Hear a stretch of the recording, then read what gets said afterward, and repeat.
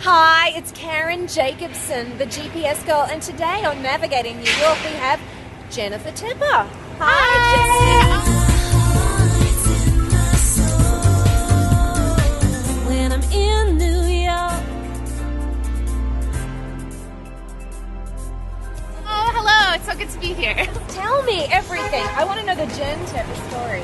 So I moved here when I was 18 to go to school. I always knew that I was like a New Yorker at heart and wanted to come live here. We are on a very busy street in New York. It's 54th Street, where I run 54 Below as the director of programming. Yay! So, 54 Below, we do 16 or so shows a week. 16 shows a week? It's a lot of shows. Yes. And it's, a variety of Broadway artists. It's everyone from Patti LuPone to Jeremy Jordan. So I know what brought you to New York. What are you up to in New York?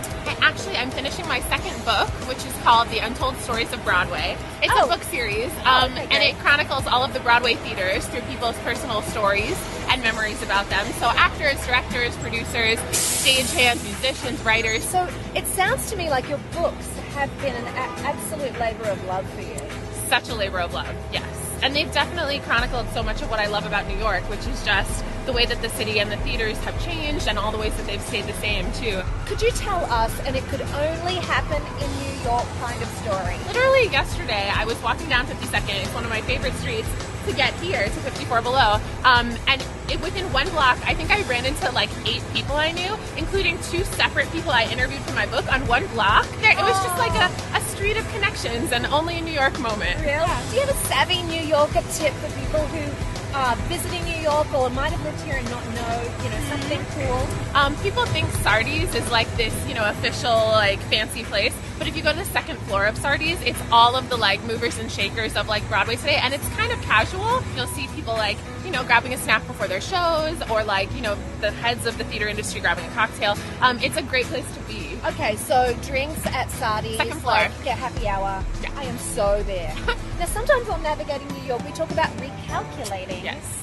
I was wondering if there was a time in your life that things did not go quite as planned, and that you could share with us what might have happened on the other side of that. I moved here to go to college when I was 18 years old, and I think that transition from being a college student in New York to being a real person in New York is kind of a difficult one. It takes some personal and professional recalculating and figuring out how you fit in.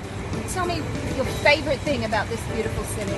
Just the things in New York that are little or that are big, buildings or lampposts that have been here for so long and that have seen so much, and they get to be part of our everyday lives now. So I just love like the history that spans back to the beginning of like the 20th century.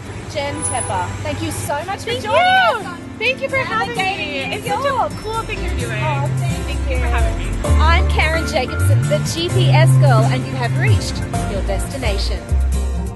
With the stars. Oh, you can almost touch the sky. It's in my heart, it's in my soul. When I'm in New York.